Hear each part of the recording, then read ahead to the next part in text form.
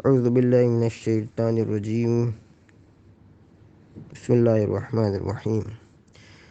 જૂનો આપણો topic તરબિયતે ઓલાદમાં practical કરી બતાવવું કે જબાનથી નસીહત કરવી, એ વિશે આગળ આપણે આજે રિવાયતોથી અને બે ઓરતોના સ્ટેટમેન્ટથી આપણે વાત આગળ વધારશું. નહેજુલ બલાગામાં હઝરત અલી અલ ઇસ્લામનો જે સ્ટેટમેન્ટ છે એનું ઉર્દુ ટ્રાન્સલેશન જે કિતાબમાં લખ્યું છે એ પ્રમાણે પહેલાં આપણે વાંચીએ છીએ, પછી એનો મફહૂમ ગુજરાતીમાં જોશું.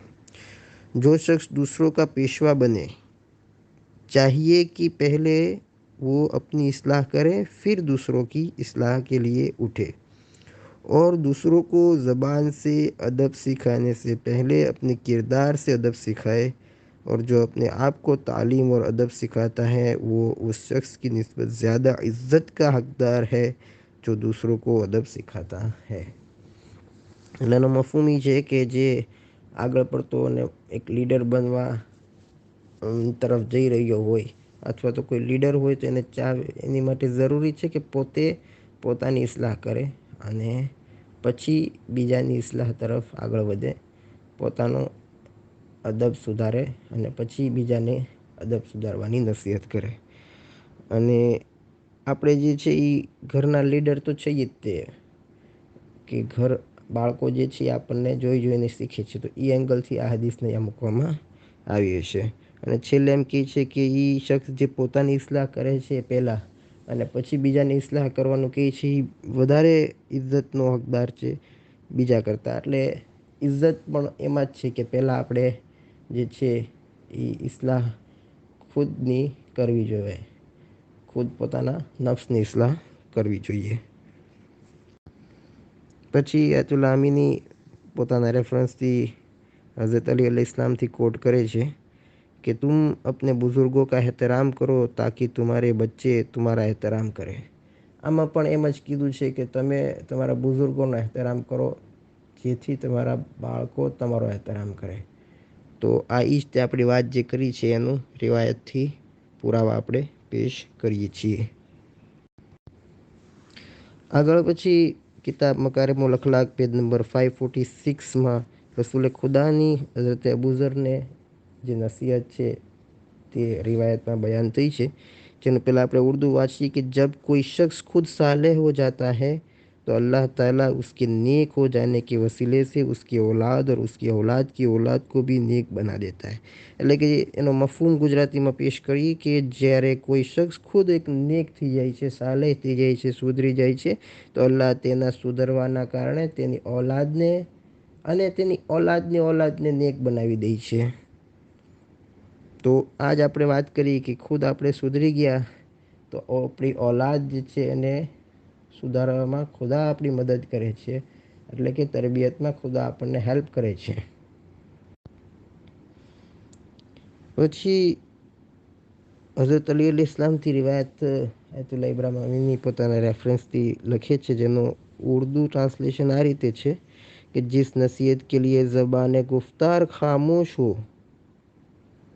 और ज़बान किरदार गोया हो, कोई कान उसे बाहर नहीं निकाल सकता और कोई फ़ायदा उसके बराबर नहीं हो सकता. એટલે કે જે નસીહતમાં ज़बान શાંત હોય, હઝરત અલી એમ કહે છે, જેનો મફહૂમ સમજાવીએ આપણે કે જે નસીહતમાં ज़बान જે છે એ શાંત છે, કાંઈ બોલતી નથી, તો બોલે છે શું? કિરદાર બોલે છે, અમલ બોલે છે.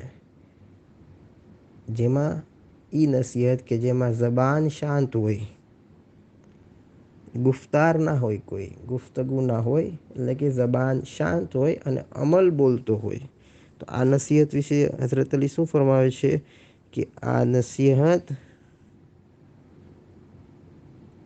કાનમાંથી કોઈ દી બહાર નથી જતી. એટલે કે એટલી બધી અંદર ઇન્સાન ઉપર અસર કરે છે કે આ નસીહત જેને ज़बानથી બોલવામાં નથી આવી, પણ હઝરત અલી ઇસ્લામના શબ્દો શું કહે છે કે જે કિરદાર બોલે છે ને, તો એ કિરદાર બોલે છે ત્યારે કાનમાંથી આ વાત બહાર જતી નથી અને કોઈ પણ ફાયદો આનાથી વધારે નથી હોતો. એટલે સારી નસીહત જે છે, બહેતરીન નસીહત વિશે આપણે સવાલ કરીએ કે બહેતરીન નસીહતમાં, તો એનો જવાબ એ હોઈ શકે કે કિરદારથી જે નસીહત થાય એ બહેતરીન હોય.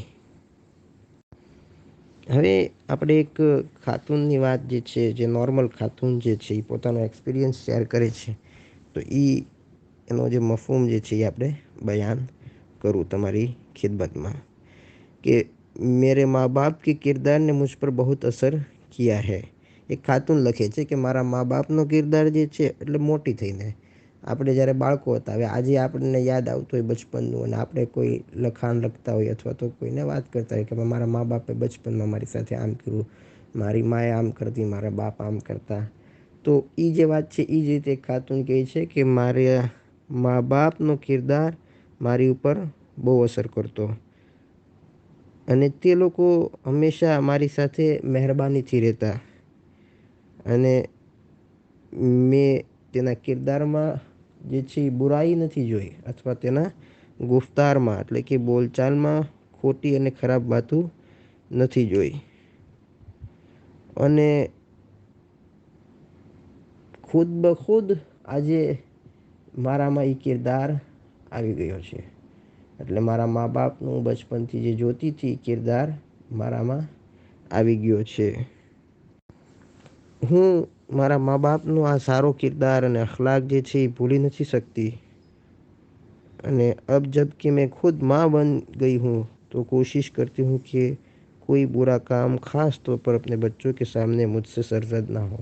એટલે હવે એ પોતે માં બની ગઈ છે, પણ એ પોતાની જે માં જે છે, જે એની તરબિયત કરી, ખુદ એ માની તરબિયત કરી, તો એ કે મારી માનો જે કિરદાર હું ભૂલી નથી શકતી, અને આજે હું પણ એ જ વસ્તુનું ધ્યાન રાખું છું કે મારા બાળકો સામે નેક કિરદાર પેશ કરું. અને કદાચ એવું કંઈ બને કે મારું કોઈ ખરાબ કામ સરઝદ પણ થઈ જાય માઝલ્લા, તો પણ બાળકો સામે નથી થવા દેતા.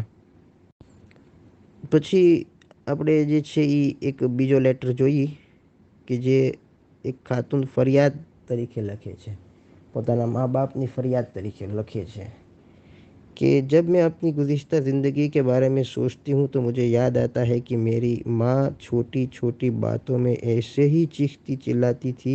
अब जबकि मैं खुद माँ बन गई हूँ तो मैं देखती हूँ कि थोड़ी सी कमी के साथ वही मेरी हालत भी हो गई है. એટલે કે કહે છે કે મારા બચપનમાં મને યાદ આવે છે કે મારી માં પણ નાની નાની વાતમાં રાડું પાડવા મળતી, અને ચિલ્લાઈ જતી, અને ચીડચીડિયો સ્વભાવ થઈ જતો, અને ચીખવા મળતી. એ મને યાદ આવે છે.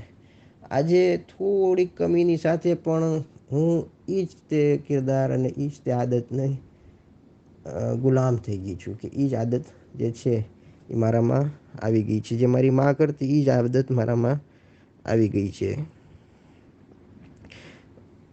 અને આજે જ્યારે હું કોશિશ કરું છું કે સુધારું મારી જાતને, પણ હું એમાં कामयाब नहीं થઈ सकती.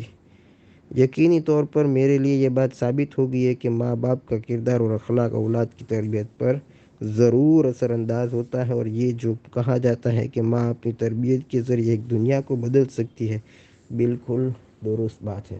એ કહે છે કે મા બાપની તરબિયતનો રોલ જે છે એ બાળકો ઉપર હોય છે, એ મારા નજદીક સાબિત થઈ ગયું છે. જોકે આનો કિરદાર ખરાબ થઈ ગયો હતો, હવે સુધારવા માંગે છે, સુધરી શકતી નથી, આટલી એક ફરિયાદ લખીએ છે કે મારા મા બાપનો કિરદાર મારામાં આવી ગયો, જે ખરાબ હતો, હવે જે છે એ મારા માટે બદલવો બહુ મુશ્કેલ થઈ ગયું છે.